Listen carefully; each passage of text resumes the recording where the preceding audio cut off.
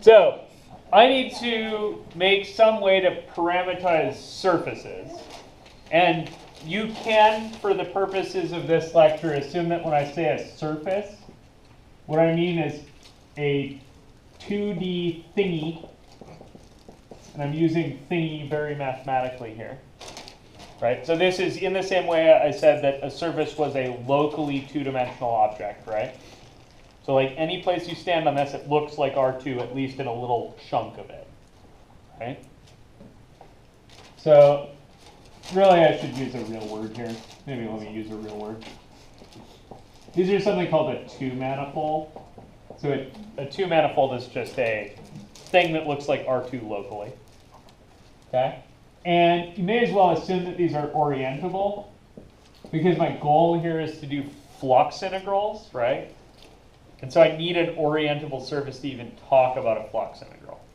So no Mobius bands allowed here today. Cool, cool? Okay. So I'm going to do this basically by example, but the idea here, right,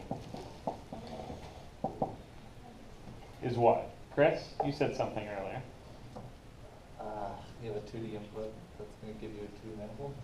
Yeah, to get a 2-manifold, right, to get something two-dimensional, I'm going to need not one input, but two, right?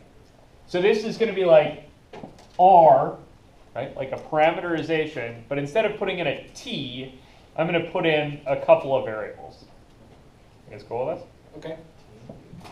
So I'm going to call them U and V just for kicks. These could be X and Y, or S and T, or theta and Z happens sometimes, like what else? Just two variables, and it's giving you a vector valued function, right? So this is going to be usually a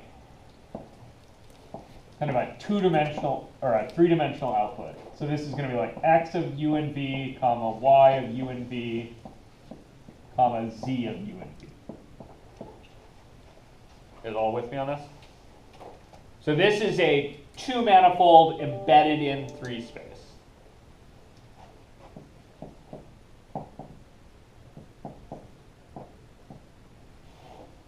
You guys all cool with that?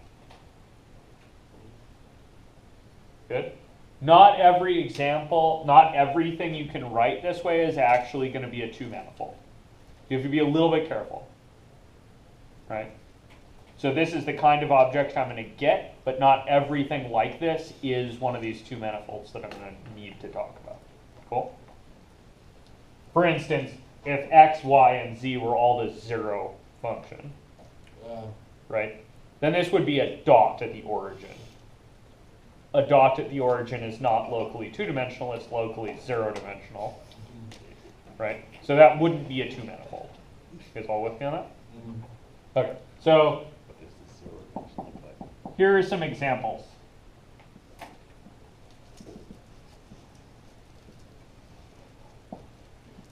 Here's a cylinder.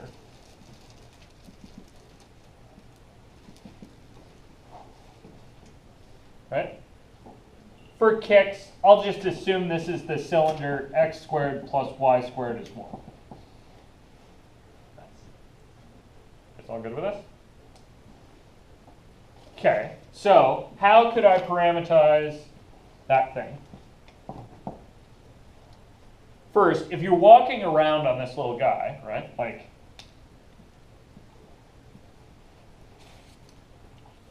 here you are, what are kind of the two fundamental directions you can walk in? So there's like up and its complement down, right? So that seems like a Z thing to me. You guys all with that? And it doesn't particularly matter where this goes, but I'm going to put it there. And then what's the other kind of other direction you've got to go? Around? Next one. Yeah, like around this thing. Almost like a theta or something. Almost like a theta or something. You guys cool with that? So like there's a theta direction that's like this way, and a z direction that's like that way. You guys all good with this? These choices were not necessarily unique, right? But this is the good way to do it. So what are your coordinates going to be then? zx or z cosine of theta and then z. Oh. So why not a z in that x coordinate? Oh, because the x. Because if you walk just that way, right? Mm-hmm. What's it changing? Just the x and y. Yeah. So the z variable here is really just changing the z variable in 3 space, right? Those are actually the same. So if you get a choice, right? Like if you get lucky and you can use one of the spatial variables, do it. Just make sure it goes in the same spot. You guys see that? Like if I have a cylinder that's x squared plus z squared is 1, right? This one. I'm not going to parameterize that with theta and z. Right? I'm going to parameterize that with theta and y. You guys all see that? Mm-hmm. Okay. So how about your x and y? Which variable changes to x and y? They're just cosine of theta and sine of theta, aren't they? Perfect.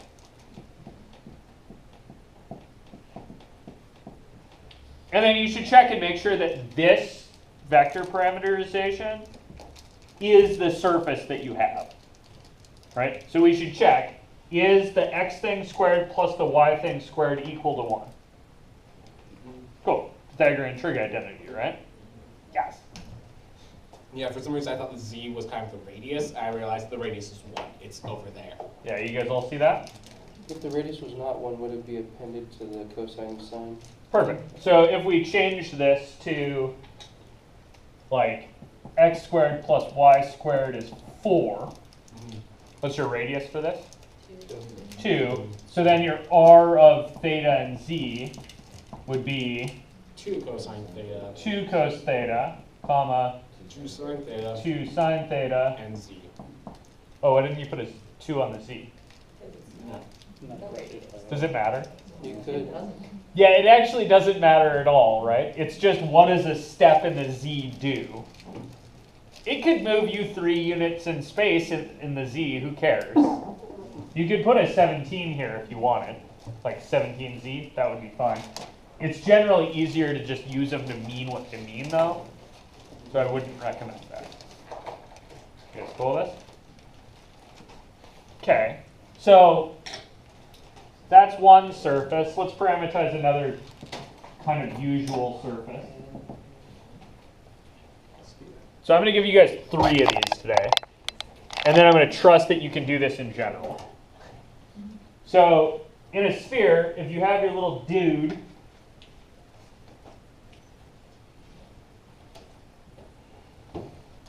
On the inside or just?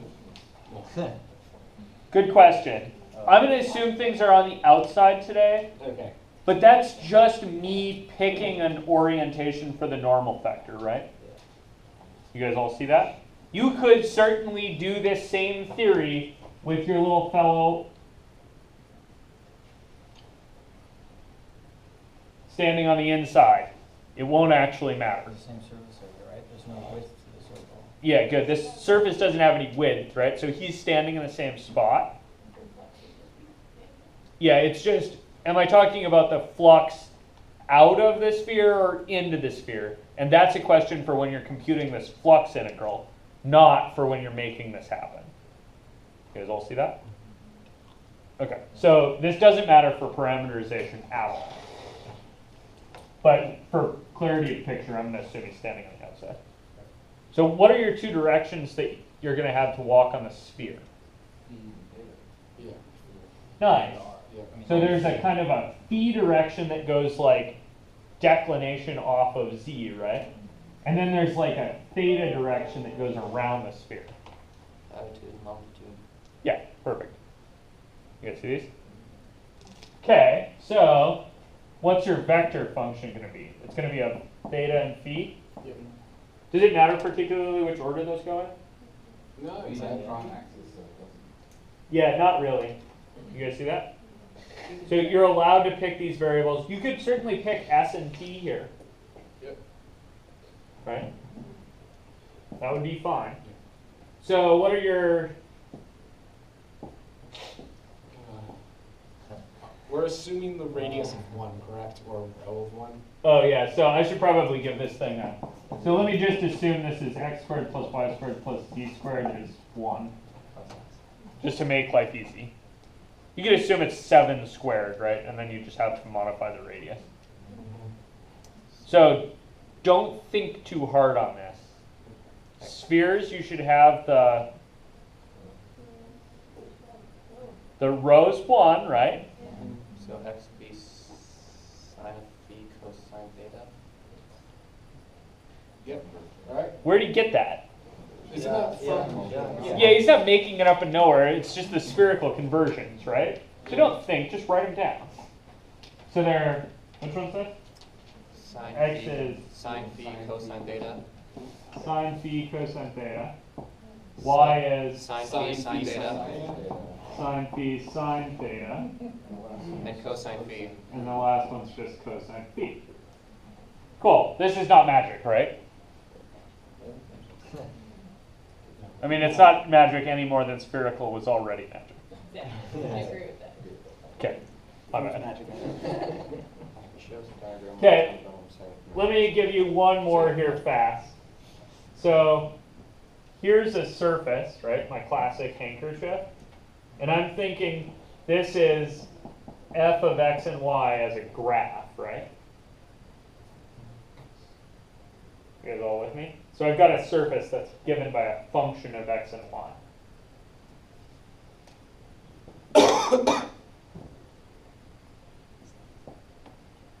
X and Y. Oh yeah, that seems stupid easy, right? If it's a function of x and y, you should be talking about x and y as your inputs.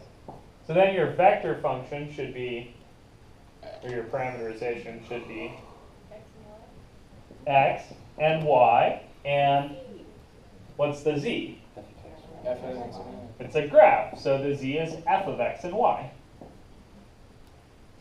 Guys cool? So this r of x and y, that's a 2D vector in the plane, right?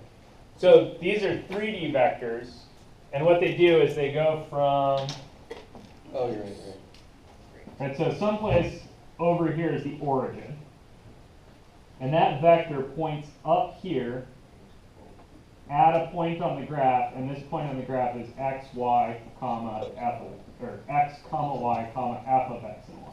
That's what I'm talking about. Right? And that, so all these vectors start at the origin and point at that surface. They go to the surface? Yep, they point direct, so they're a line, right, with an arrow on the end that go from the origin up to your surface. Okay. So this is, Sorry, so wait, What's up, Jenna? the one with x and y is just another way to rewrite the spherical one, correct? Or This guy? Are they the same thing, I guess? Oh, so this guy goes with a graph of a function. Okay. And a sphere is not in particular the graph of a function because, why isn't a sphere a graph of a function? It doesn't pass the line. Yeah, it miserably fails the vertical line test, right? So you can't quite get this out of using f of x and y, because you should get 2 z values for a given x and y, right? And the cylinder is a vertical line for the vertical Yeah, line and the test. cylinder fails the vertical line test even worse, right? Because components of it are vertical lines. You could really think about it as a whole basket full of vertical lines, right? Yep. Oh, and actually there's a very cool thing. If you take a basket full of vertical lines, right, like girders, and then you do this with it, what shape does it make? It makes a hyperboloid of one sheet, right, which is why they build nuclear cooling towers in that shape. It's not in particular because that's the best shape for a nuclear cooling tower. It's because you can build it out of straight girders. Like, it's a good shape. I think mathematically there might be a slight improvement to be had. But the fact that you can build it out of straight girders is like, duh. Engineers, Why would I what's the build cheapest anything way? else? That's the spherical solution is just, hey, what's the cheapest way? Yeah, welders are expensive, right? So are you guys cool with these three? So you should remember cylindrical, right, is just the conversion factors for cylindrical coordinates. Spherical, for a sphere, right, its parameterization is just spherical coordinates. And a graph is just parameterized by x comma y comma f of x and y. Good? So I understand, like, why are you able to ignore the row part of the conversion? So on here I had a radius of 1 for this particular sphere, right? Yeah. So if I had a radius of, like if I had x squared plus y squared plus z squared is 49, Yep. then my vector parameterization, right, would be r of theta and phi is 7 sine phi cosine theta. comma 7 with sine- sevens, right? There's And a the seven- reason that the seven's in there, right, is that the spherical conversion includes a row. It just so happened that for my first example that was 1. If it wasn't 1, you would plug in whatever the radius of your sphere is. You guys see this gets you through cylinders and spheres and graphs, but not all things are cylinders, spheres, or graphs, right? In particular, I haven't told you how to do things like hyperboloids of 2 sheets. Yep. I didn't tell you how to do hyperboloids of 1 sheets either, Yep. right? Because those are none of these things. I didn't tell you how to do toruses or cubes or other shapes, right? You could do cubes in 3 pieces, I think, or in 6 pieces, right? By making each face a plane and then thinking about the plane as a graph. It'd be a little screwy for the vertical ones, but you guys could get there, I think. You guys cool with that? So this is not quite everything, but this idea is at least how you start everything. Toruses in particular are cool. I'll just give you the idea of a torus. So this is a torus, right? Donut. So if you're standing on a donut, what are your 2 directions you can fundamentally walk in? Kind of like a row and phi again, except the phi kind of goes. Yeah, there's like a, so there's like a around the donut this way, right? No theta. Theta, sorry, theta not. It doesn't matter at all. Right? And then the other one is, Inside the contours donut, line outside the donut. yeah, around the donut the other way. So like this way. You guys see that? So this is like a cylinder where the ends got stuck together, right? Yeah. Which is how you make a torus. Right? You just take a cylinder and glue the ends together. Yep. And the way you make a Klein bottle is you take a cylinder and then you glue the ends together the other way. That didn't make any sense, did it? I think the whole point is that doesn't make. No, it makes sense. It makes sense. I promise, it makes sense. Okay. The cylinder would need to be made out of some very elastic material. Yeah. Yeah. Infinitely elastic. Okay, so here's your cylinder, right? Mhm. Okay, so if I glue the ends together with this way matches this way,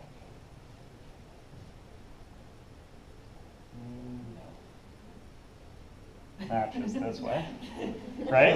Okay. So if I glue those together, that makes a torus, right? Okay. But if I glue them together the opposite way, the way I originally tried there,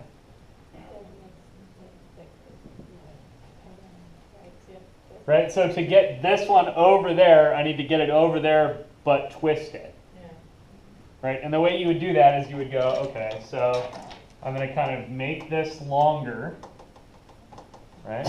Okay. And now I still need to be going that way around it, right? So what I'm going to do is I'm going to put it through here, right? And I'm still going that way. Oh, F, I flipped it over right there. My arrows are going this way now because I flipped it over, right? Okay. And so then I need to stick that onto here. So that's a Klein bottle, right? Yeah. But it punctured the side of this thing right there, which is kind of broken in 3 dimensions, right? Yeah. But you can stick this thing into 4 dimensions. The problem is this isn't an orientable surface, right? Yeah. So we shouldn't be talking about this anyway. It's like isn't it like the 3D equivalent of a Mobius strip? Yeah, it's actually 2 Mobius strips glued together. Oh, okay. Fair enough. What was that shape you were talking about earlier in the semester? That, like, you can cut it in half and form two pairs of pants. You were showing it kind of. Oh, yeah, so that's a donut or a couple other, yeah. So there's this thing called a pair of pants decomposition that you can do with toruses of various genus. So if you have, like, this is a donut with 2 holes in it, right?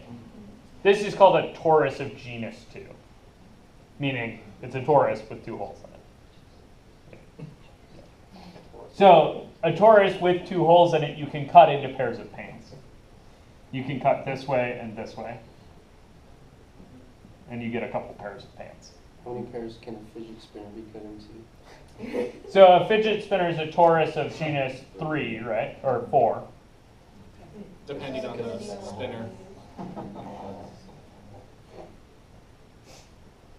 Okay. Right, and so if you're going to cut this into pairs of pants, they need to be, here's a pair of pants, here's a pair of pants, there's a pair of pants, right? And one short, or no. So And then that's a pair of shorts. I I mean, it's. And with a hole. yeah, that one is actually a pair of pants with a hole in it, right? Yeah. So what you need to do is you need to cut that one into pants, and you cut that one into pants like this. Wouldn't that be 3 pairs of pants? That's like 6.